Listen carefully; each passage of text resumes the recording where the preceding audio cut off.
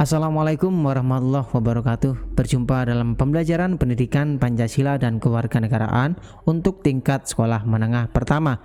Bagi kalian yang sedang menonton video ini, apabila belum cuci tangan, silakan cuci tangan terlebih dahulu. Apabila sudah, silakan klik tombol subscribe, like, share, dan nyalakan lonceng notifikasi untuk mendapatkan informasi-informasi terbaru dari channel ini.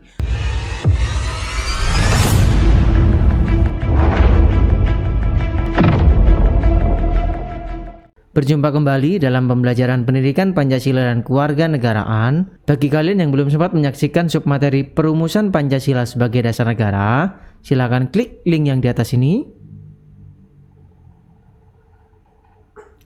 Baik, sebelum kita mulai pembelajaran ini, mari kita awali dengan berdoa. Berdoa dimulai.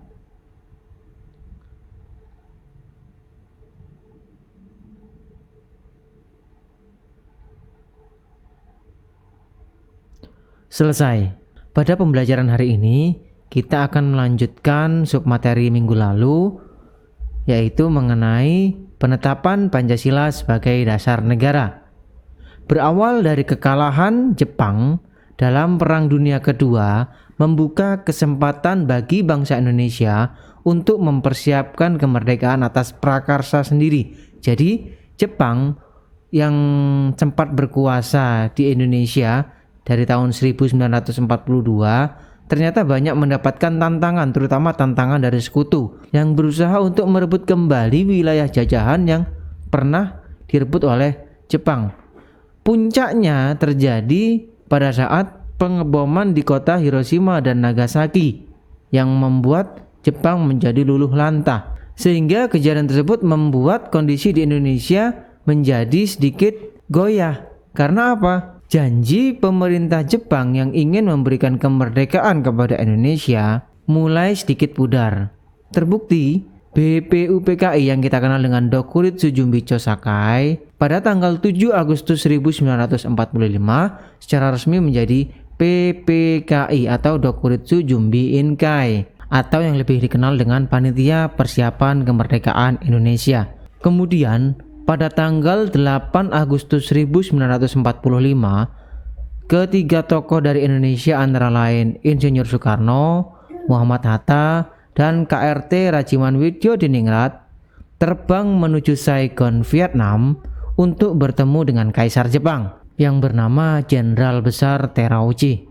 Pada pertemuan di Saigon, Vietnam tersebut, tokoh dari Indonesia berdiskusi dengan Jenderal Besar Terauchi untuk membahas PPKI. Dari hasil perundingan tersebut disepakati bahwasannya Insinyur Soekarno terpilih menjadi sebagai Ketua Panitia Persiapan Kemerdekaan Indonesia dan Muhammad Hatta terpilih sebagai wakilnya.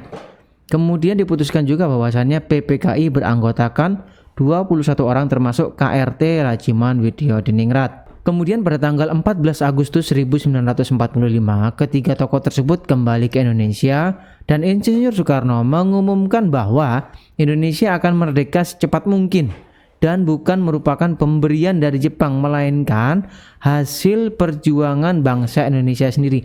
Kalau kemarin Jepang menjanjikan kemerdekaan kepada Indonesia melalui BPUPKI, karena BPUPKI telah berubah menjadi PPKI, Insinyur Soekarno menegaskan bahwasannya kemerdekaan yang akan diperoleh Indonesia bukan pemberian dari Jepang, melainkan melalui hasil perjuangan bangsa sendiri.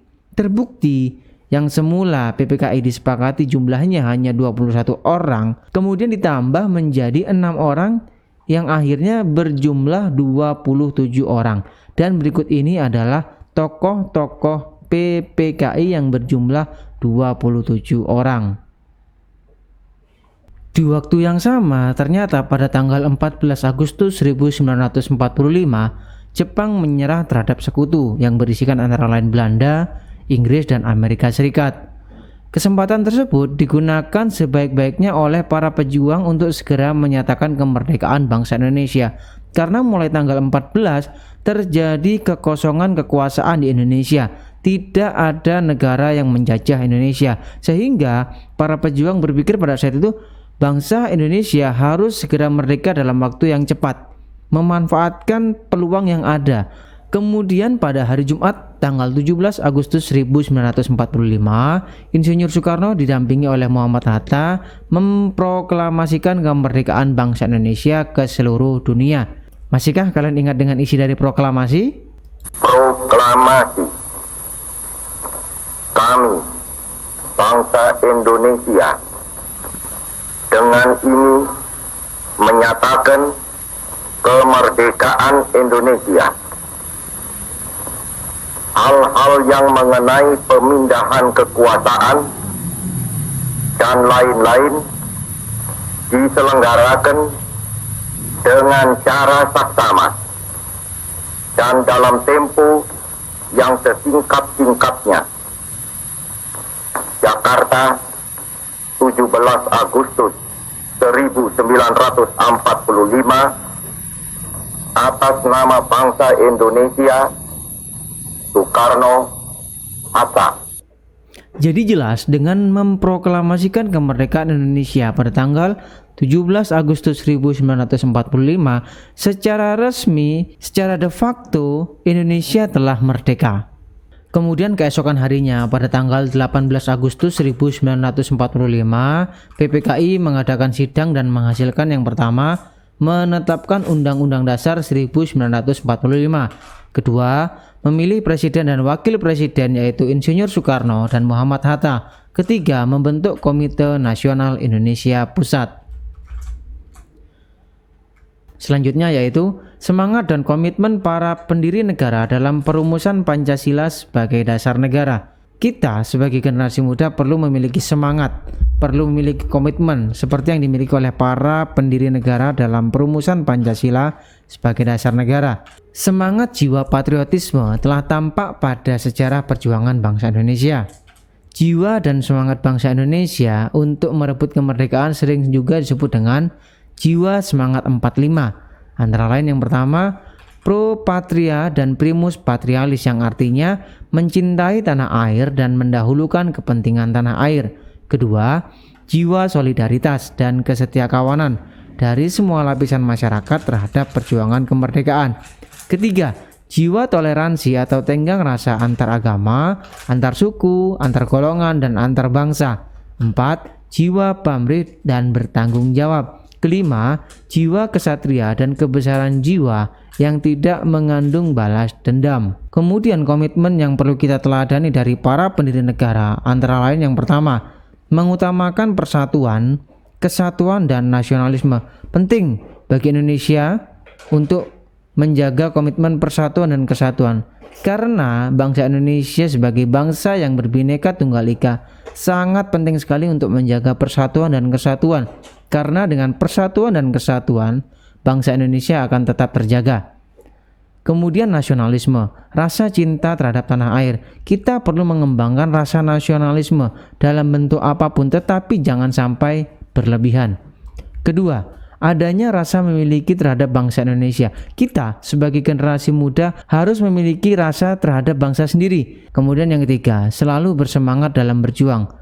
Dalam hal apapun, kita sebagai generasi muda harus selalu memiliki semangat. Contoh, dalam masa pandemi seperti ini, walaupun kita dihadapkan pada masa pandemi yang menyebabkan kita harus belajar dari rumah, kemudian pembelajaran jarak jauh atau pembelajaran secara daring, kita harus tetap bersemangat. Walaupun kondisi seperti ini, mau daring, mau luring, ya, kita harus bersemangat. Jangan sampai hanya gara-gara COVID kemudian kita belajar di rumah, pekerjaan kita hanya santuy, hanya rebahan. Jangan, bangsa ini butuh kalian. Jadilah generasi yang selalu memiliki semangat dalam berjuang. Kemudian yang keempat, mendukung dan berupaya secara aktif dalam mencapai cita-cita bangsa yaitu merdeka, bersatu, berdaulat, adil dan makmur. Hal ini sesuai dengan pembukaan alinea kedua, yaitu cita-cita bangsa Indonesia yaitu mewujudkan bangsa yang merdeka, bersatu, berdaulat, adil dan makmur. Semoga cita-cita ini bisa tercapai.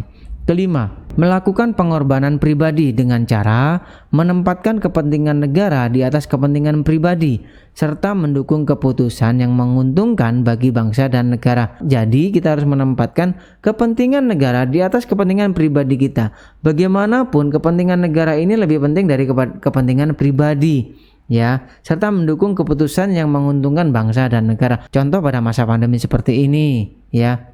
Ketika negara memberikan suatu arahan untuk kita tetap physical distancing, social distancing, menggunakan masker, menggunakan hand sanitizer, ini tentunya banyak timbul gejolak dari kita sendiri. Karena apa?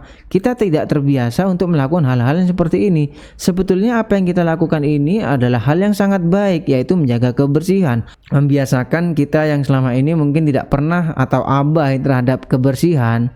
Dengan adanya kasus pandemi seperti ini, setidaknya menyadarkan kita untuk tetap menjaga kebersihan, tetap menjaga kesehatan. Jadi, bagaimanapun kita harus mengutamakan kepentingan negara di atas kepentingan pribadi. Sudahkah kalian siap sebagai generasi muda untuk mewarisi komitmen para pendiri negara? Apalagi di masa pandemi seperti ini, ya. Kita harus tetap semangat, kita harus tetap berjuang bagaimanapun caranya. Jadilah generasi muda yang dapat dibanggakan oleh bangsa Indonesia. Saya yakin kalian bisa. Untuk pembelajaran hari ini cukup sampai sekian. Terima kasih. Apabila ada yang ingin kalian tanyakan atau kita sharing, silakan kalian tulis di kolom komentar. Terima kasih telah mengikuti pembelajaran hari ini. Kita akan bertemu pada pembelajaran selanjutnya. Saya akhiri. Wassalamualaikum warahmatullahi wabarakatuh.